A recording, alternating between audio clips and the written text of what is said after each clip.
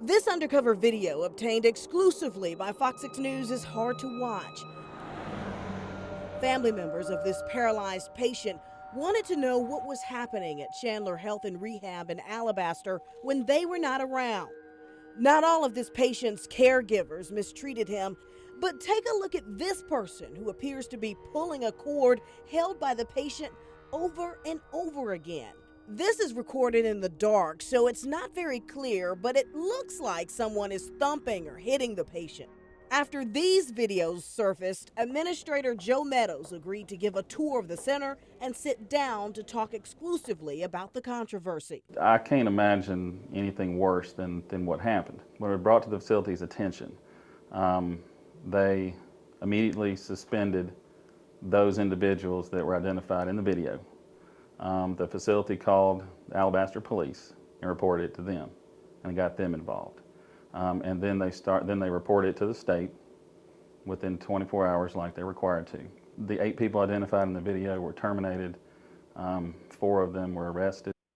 Shelby County records show that the 4 former employees have turned themselves in.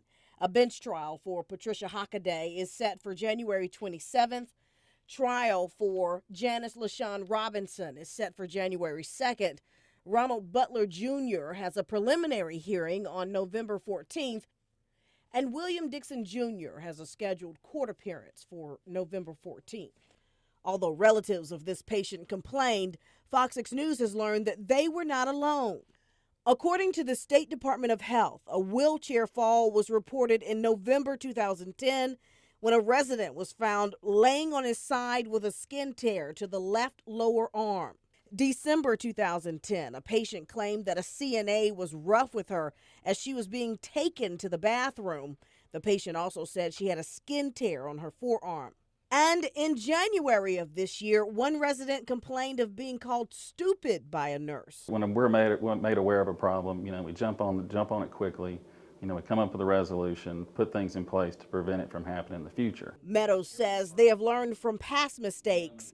These videos came with a lesson as well. And letting the staff know what constitutes abuse, being more aware, of what could happen in the facility, not, necessarily has it happened, but, try and catch it on the front end. Another way he hopes to further improve patient-staff relationships is through art therapy. But we learned so much about them and their diagnosis. Meadows says as these pictures hang along the walls, they should serve as a constant reminder that the patient's health, safety, and comfort should always come first. It's their home, and all our employees, we're the visitor because we get to leave, and they're here. So it is their home, and that's how we like to treat it. Ronda Robinson, Fox 6 News, on your side.